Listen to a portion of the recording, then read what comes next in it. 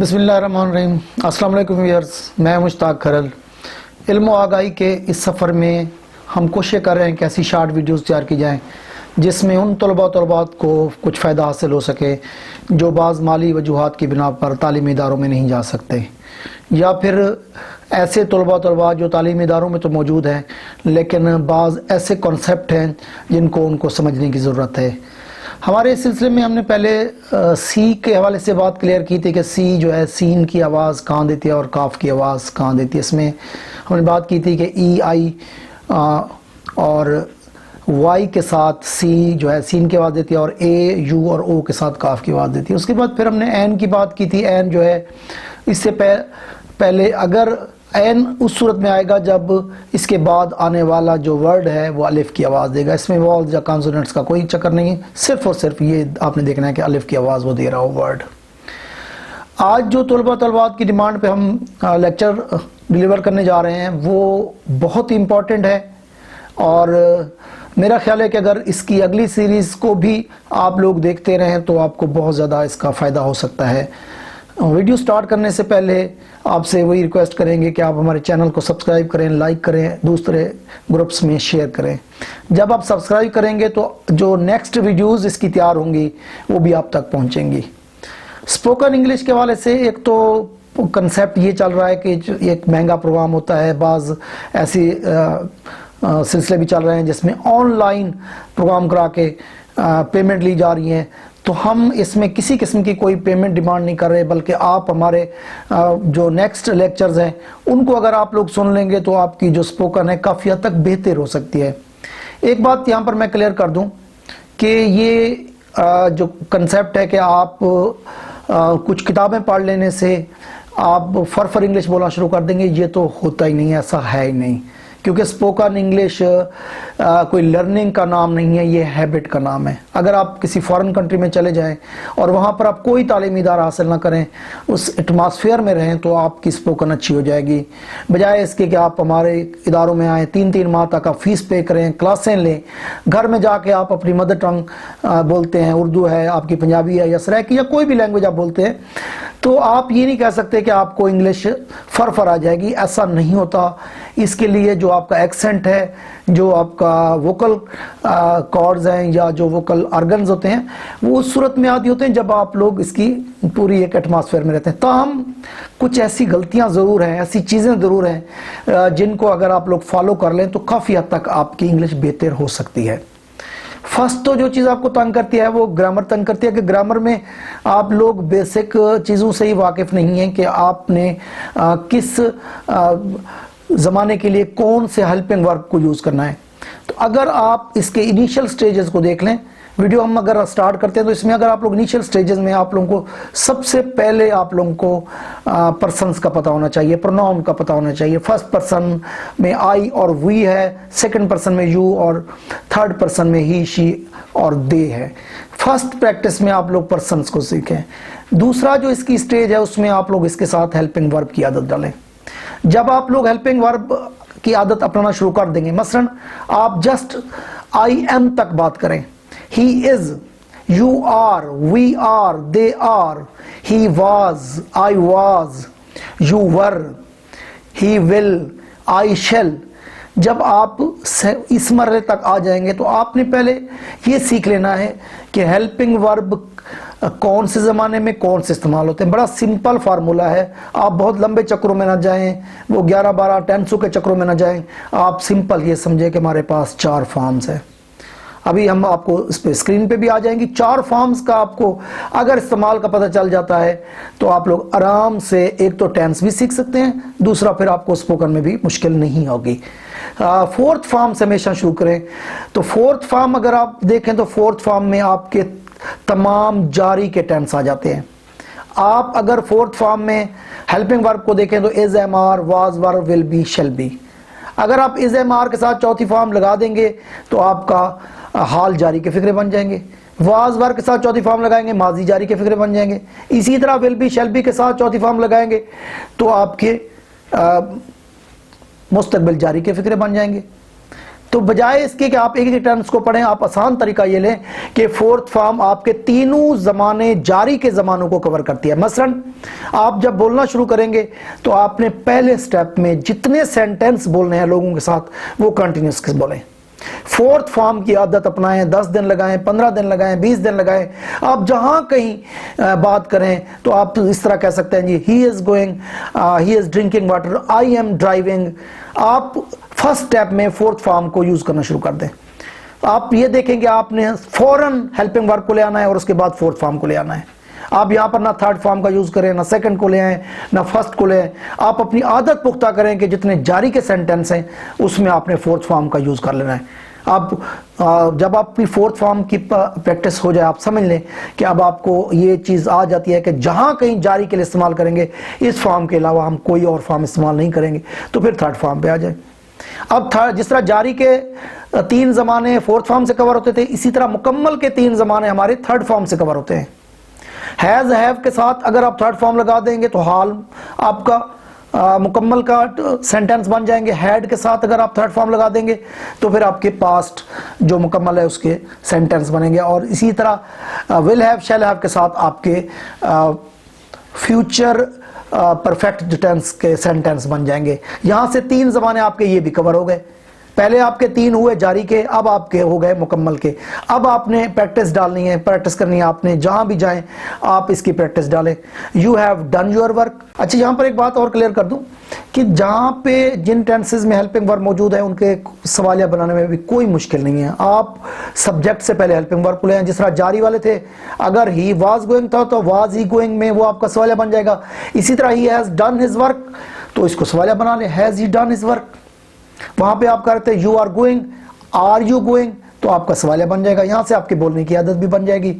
आप किसी से क्वेश्चन करेंगे तो have you finished your work, had you gone to Multan, तो आपका सेंटेंस जो है आराम से आप लोग 10 दिन की 15 दिन के वक्फे के साथ आप आदत बनाएं। आपने बिल्कुल मिक्स नहीं करना, कंफ्यूज नहीं करना अपने आप को। फोर्थ फॉर्म को आप जारी रखें 15 दिन तक, इसी तरह 15 दिन तक आप लोग थर्ड फॉर्म पे जाएं, सिर्फ और सिर्फ थर्ड फॉर्म। और उसमें एक बात ज़हन में रख लें कि आपने हैज, हैव, हैड और विल हैव, शैल हैव से हट के कोई हेल्पिंग वर्ब नहीं लगाना। जहां आप लोग ये समझें कि आपने मुकम्मल हाल की बात कर रहे हैं कि क्या आप अपना काम मुकम्मल कर चुके हैं, क्या वो लोग आ चुके हैं, क्या खाना ख़त्म हो चुका है, इस तरह के सेंटेंस आप लोग जब बना रहे हैं तो आपने हैज़, हैव, हैड और विल हैव, शैल हैव और उसके आगे थर्ड फॉर्म का इस्तेमाल करके आदत बनाएंगे तो आपके ये मुकम्मल के सेंटेंस की आदत बन जाएगी। इसके बाद थर्ड स्टेप आ जाएगा आप लोगों का। थर्ड स्टेप में आपके पास सेकंड फॉर्म आ जाती है। यहाँ पर आपको अलर्ट होना पड़ेगा कि थर्ड और फोर्थ फॉर्म आपकी हेल्पिंग वर्ब के साथ है, सेकंड फॉर्म और फर्स्ट फॉर्म में मास व फर्स्ट फॉर्म के सिंपल फ्यूचर के ये बगैर हेल्पिंग वर्ब के हैं। इसमें सेकंड फॉर्म तो बिल्कुल हेल्पिंग वर्ब के बगैर है। ये ज़हन में रख लें कि जब कभी आप सीखना चाहें, हमें टीचर्स ने एक बात कही थी, एक चीज़ सीख जाएं कि जो आपकी सेकंड फॉर्म है उससे पहले कभी कोई हेल्पिंग वर्ब नहीं आएगा। इसमें आप सिंपल आप सेंटेंस बनाएं, ही केम, ही प्लेड, ही थॉट, उसके बाद फिर वर्ड आगे डालना शुरू करेंगे। आपने दरमियान में कोई चीज़ नहीं देखनी किसके साथ कौन सा हेल्पिंग वर्ब, बात ही नहीं है। आपने वो सीखा हुआ है आई, वी, यू, ही, शी, दे। अब आपने आगे सेकंड फॉर्म लगाना है। यहाँ पर अगर आप कहेंगे ही गॉन, गलत हो जाएगा, ही गोइंग गलत हो जाएगा, क्योंकि आपको पहले हम बता चुके हैं कि ही इज गोइंग होगा, ही हैज़ गॉन होगा। अब जब हम लोग ये बात करेंगे कि वो गया तो ही वेंट होगा। यहां पर आप लोगों ने किसी हेल्पिंग वर्ब को नहीं ले आना। ही ड्रिंक, पानी पीना, बाद में जब आदत पक्की हो जाए ही ड्रिंक, वाटर लगा दें। ही रोट, ही रोट के बाद अगर आपकी आदत पक्की हो जाती है ही रोट अ बुक, तो सेकंड फॉर्म पे भी आप उसी तरह 15 दिन लगा दें। हाँ, यहां पर एक चीज है, क्योंकि सेकंड फॉर्म में अपने हेल्पिंग वर्ब नहीं है तो इसमें सवालिया बनाने के लिए आपको डिड का इस्तेमाल करना पड़ेगा। और अलर्ट होने वाली बात यह है कि जब आप लोग डिड लगा देंगे, वो ऑलरेडी सेकंड फॉर्म है, तो फिर नेक्स्ट हिस्से में आपकी फर्स्ट फॉर्म आएगी। मसलन he played, did he play, अब आप फर्स्ट फॉर्म पे आ जाएंगे डिड लगाने के बाद।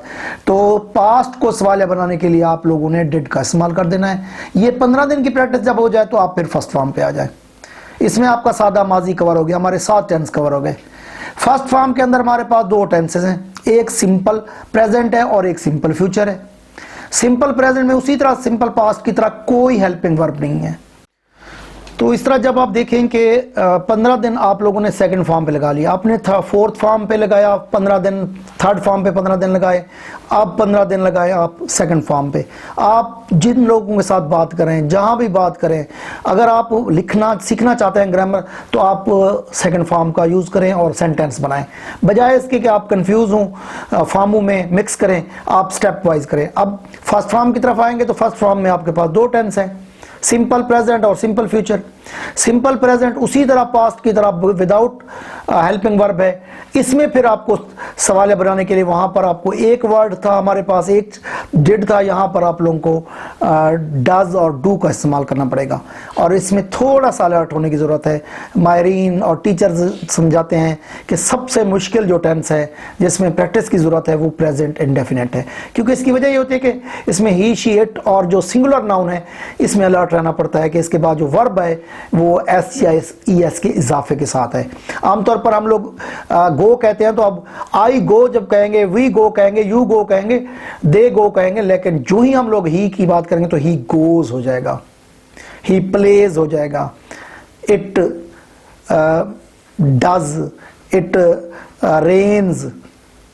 तो यहां पर आप लेकिन एस या ई एस का इजाफा कर देना। और अगर इसको फिर आपने बनाना है सवालिया तो फिर आगे एस ई एस का इजाफा नहीं होगा, वो आपका सवालिया डू के साथ और डज के साथ बन जाएगा। जो तो सब्जेक्ट आपके आई, वी, यू, दे और प्लूरल है वो डू के साथ सवालिया बनाएंगे। Do we play, do they play. और जो सिंगुलर है ही, शी, इट और इसी तरह सिंगुलर नाउन है तो वो आपके डज ही प्ले। अब यहां पर प्लेज नहीं आएगा, does he play, does he run, rain नहीं रन। तो ये आपकी प्रेजेंट की प्रैक्टिस जब हो जाए तो फिर आप लोग सिंपल फ्यूचर की तरफ चले जाएंगे। वो भी इंतहाई आसान है, उसमें एस या ई एस के इजाफे का कोई चक्कर नहीं है। सिर्फ आई और वी के साथ आप शेल का यूज करेंगे और बाकी जितने आपके सब्जेक्ट हैं उनके साथ आप लोग विल का यूज करेंगे। और आगे फॉर्म आप लोग फर्स्ट का इस्तेमाल करेंगे। मसलन I shall go, we shall go, they will play. तो इस तरह सिंपल में इसलिए आपको प्ले और गो इन वर्ब की तरफ ले जा रहा हूं ताकि आप सीख सकें, उसके बाद आप वर्ब का आप खुद यूज कर सकें, ज्यादा से ज्यादा वर्ब यूज कर सकें। इसमें आप लोग विल और शेल की हद तक रहेंगे। इसमें भी अगर 5-10 दिन अगर लगा लें आप फ्यूचर के सेंटेंस में, वो लाहौर जाएगा, he will go to Lahore. अब यहां पर आपकी आदत बन जाएगी फ्यूचर के सेंटेंस में। तो बजाय आप मिक्स करने के आप फोर्थ फॉर्म से अपना ये मरला शुरू करें, फोर्थ फॉर्म, फिर थर्ड फॉर्म, फिर सेकंड फॉर्म, फिर फर्स्ट फॉर्म। फर्स्ट फॉर्म में पहले प्रेजेंट फिर फ्यूचर को। जब ये चीज़ प्रैक्टिस हो जाए आपकी तो उसके बाद आप आगे जो आपके ऑब्जेक्ट है लगाना शुरू कर दें, उसमें आपको कन्फ्यूजन नहीं होगी। मसलन ही प्लेज था तो इसमें ही प्लेज हॉकी लगाना मुश्किल नहीं होगी। और ही रोट तो उसके बाद आपको ये बिल्कुल मुश्किल नहीं होगी, ही रोट आप बुक, कोई इसमें दिक्कत नहीं होगी। और आई एम गोइंग के बाद I am going to Lahore, I am going to Karachi, ये आप फिर आपको किसी किस्म की कोई दिक्कत नहीं होगी। इसमें चंद वर्ड मैं आपको बता देता हूं, अलर्ट रहें। इसमें आपको do, does, did, will, shall, would, can, could, may, might, shall, should और टू, ये वो वर्ड है जिनके बाद आप हमेशा फर्स्ट फॉर्म लगाएंगे। बड़ी एहतियात करनी है इसमें आपने, यहाँ पर आपने फर्स्ट फॉर्म का इस्तेमाल करना है। अब आपको सेंटेंस के हवाले से आपको तकसीम बता दें। दुनिया में जितने भी सेंटेंस होंगे वो 2 हिस्सों पर मुश्तमिल होंगे, या वो इसमिया फिक्रे होंगे या फिर वो फेलिया फिक्रे होंगे। फेलिया वो फिक्रे हैं जिनकी मैं अभी वजाहत कर चुका हूँ, जिनमें 4 फॉर्म्स आपकी यूज होती हैं, fourth form, third form, second form, first form. बाकी आपके पास बच जाते हैं इसमिया फिक्रे। वो 2 तरह के हैं, एक सिंपल है, मसलन he was a good person, he is a gentleman. अब यहाँ पर हम लोग इज और वाज का इस्तेमाल कर रहे हैं और था के मफहूम में। और यहाँ पर he has a pen, they had a cow, तो यहाँ पर हम लोग हैज़ हैव को मलकियत के तौर पर इस्तेमाल करें, ना कि हेल्पिंग वर्ब के तौर पर। आगे कोई फॉर्म हम इसलिए नहीं लगा रहे कि ये आपके इसमिया फिक्रे हैं, क्योंकि स्टूडेंट कंफ्यूज होते हैं कि वही is am are fourth form भी ले रहे हैं, वही एज एम आर ऐसे फिक्रों में आ रहे हैं। तो दुनिया में जितने भी फिक्रे होंगे या इसमिया होंगे या फेलिया होंगे। फेलिया फिक्रों में वर्ब होंगे, इसमिया फिक्रों में वर्ब नहीं होंगे। जब वर्ब नहीं होगा तो फिर या वो सादा होगा या फिर वो मलकियती होगा। सादा में एज एम आर है का तर्जमा देंगे, है और है का, और वाज वर्ब आपका था का तर्जमा देंगे, और विल बी शैल बी होगा का तर्जमा देंगे। इसी तरह हैज़ हैव हैड रखना का तर्जमा देंगे। हाल में रखना में हैज़ हैव, माजी में हैड, और मुस्तकबिल में विल हैव और शैल हैव। इसके बाद आप अगर 5 से 6 सेंटेंस ऐसे हैं, अगर आप उनको सीख लेते हैं तो वो भी आपकी जो छोटे मोटे और मसाइल हैं वो भी क्लियर हो सकते हैं। मसलन एक फिक्रा हमारे पास होता है ज़रूरी के फिक्रे। ज़रूरी के फिक्रे बनाने के लिए मसलन हम कहते हैं जी मैंने मुल्तान जाना है। अब यहाँ पर इस तरह के फिक्रों में आप लोग अपने इन्हीं हेल्पिंग वर्ब के आगे टू लगाएंगे, इज के आगे टू, एम के आगे टू, आर के आगे टू।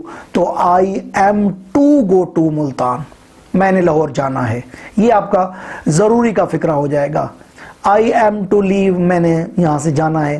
तो अगर आप इसको मजबूरी की तरफ जाना चाहते हैं तो फिर आपको वही has to, have to, will have to, shall have to के साथ आपका प्रेजेंट, पास्ट और फ्यूचर के मजबूरी के फिक्रे बन जाएंगे।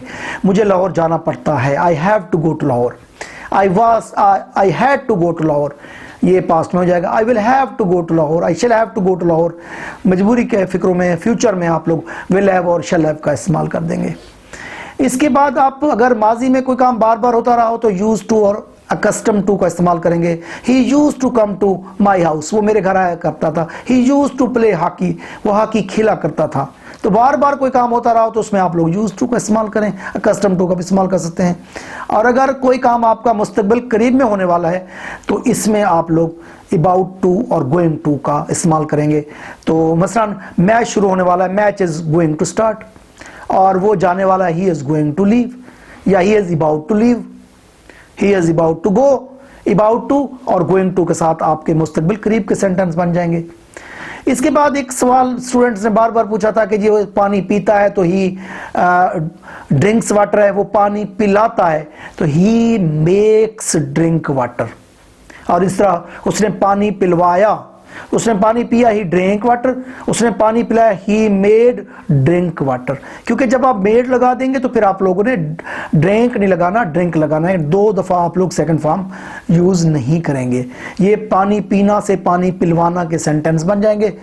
हमारे पास आखिरी सेंटेंस है जिनको हम लोग कंडीशनल फिक्रे कहते हैं। यहां पर भी स्टूडेंट कंफ्यूज होते हैं। ये अगर के फिक्रे हैं।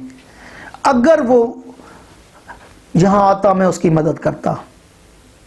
अब यहां पर आपको बज़ाहिर तो ये लग रहा है कि ये प्रेजेंट है, ता आ रहा है, लेकिन ये कंडीशनल सेंटेंस है। ये 2 तरह के हैं, एक गा वाले और एक ता वाले। जब हम लोग पहले गा वाले की बात करते हैं, अगर वो मेरे पास आएगा मैं उसकी मदद करूंगा, तो इसका एक फार्मूला आपके स्क्रीन पे भी आ रहा है कि if he comes I shell help him. इसमें आपने देखा कि पहले हिस्से को हमने प्रेजेंट में किया, दूसरे हिस्से को हमने फ्यूचर में किया। अगरचे जो आपका सेंटेंस है उसमें दोनों तरफ आप देखें तो गा है, बज़ाहिर आपको लग रहा है कि ये मुस्तकबिल है, लेकिन ये शर्तिया फिक्रा है। अगर वो आएगा, अगर वो आएगा, अगर वो मेहनत करेगा। इफ ही वर्क्स, इसलिए वर्क्स लगा रहे कि ये शर्तिया फिक्रा है, ये मैथमेटिक्स के फार्मूले की तरह। पहला हिस्सा प्रेजेंट में, दूसरा हिस्सा फ्यूचर में।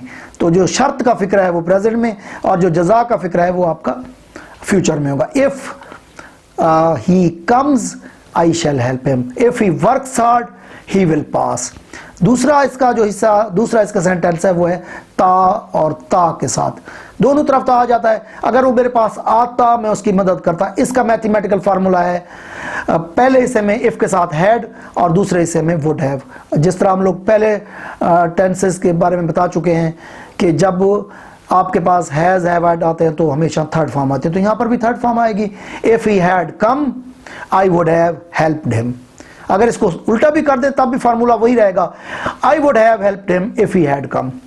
इफ वाले हिस्से में हर सूरत में आपके हैड रहेगी और उधर इफ वाले हिस्से में आपके साथ प्रेजेंट रहेगा जहां पे आपका गा वाले सेंटेंस हैं।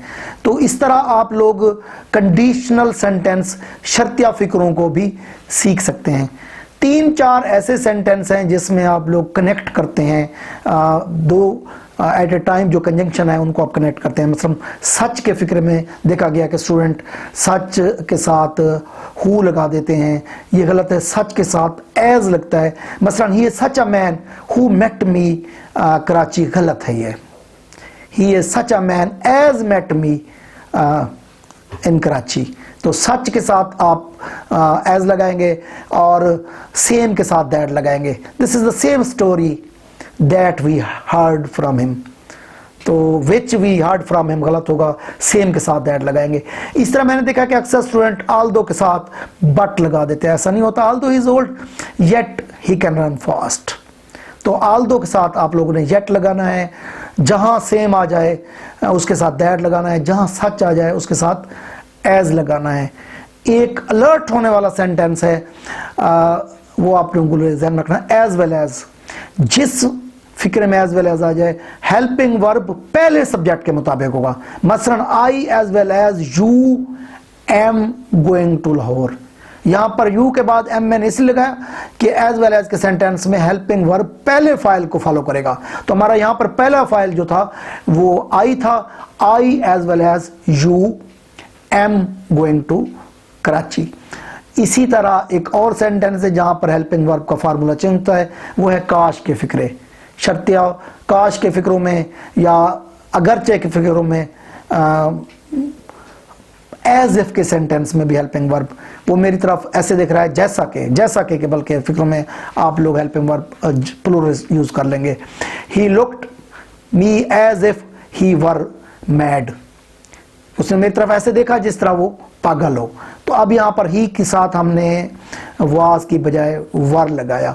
और इसी तरह अगर ख्वाहिश के फिक्र हैं, विश आई वाज की बजाय विश आई वर रिच, काश मैं अमीर होता। तो ख्वाहिश के फिक्रों में आप लोग हेल्पिंग वर्ब जो है प्लूरल लगाएंगे।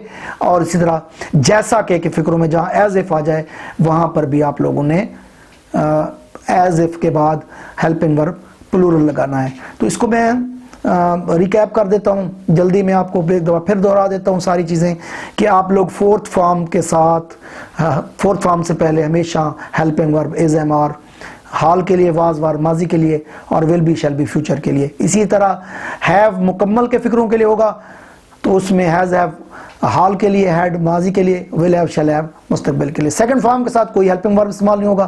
फर्स्ट फॉर्म में प्रेजेंट में कोई हेल्पिंग वर्ब नहीं इस्तेमाल होगा। फ्यूचर में आप लोग विल और शैल के साथ आप लोग पहली फॉर्म लगाएंगे। इसी तरह मैंने आपको बताया can, could, may, might, do, did, does, will, shall, would और टू के बाद हमेशा आप लोग फर्स्ट फॉर्म लगाएंगे। फिक्रे दो तरह के होते हैं, एक इसमिया एक फेलिया। फेलिया फिक्रों में आपको फार्मूला बता दिया है, ये 4 फॉर्म इस्तेमाल होंगी, इसका तरीकाकार भी आपको बता दिया। इसमिया फिक्रे 2 तरह के होते हैं, एक सादा में आप लोग इज एम आर का है के तर्जुमे के तौर पर इस्तेमाल करेंगे, he is a good man, और ही हैज अ पेन, तो ये मलकियत का फिक्रा हो जाएगा जिसमें हैज का इस्तेमाल होगा।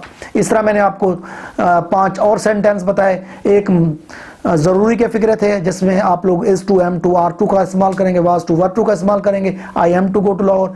इसी तरह मजबूरी के फिक्रे has to, have to, had to, will have to, shall have to, और माजी इस्तमरारी, माजी में बार बार कोई काम होता रहा तो यूज टू और कस्टम टू का।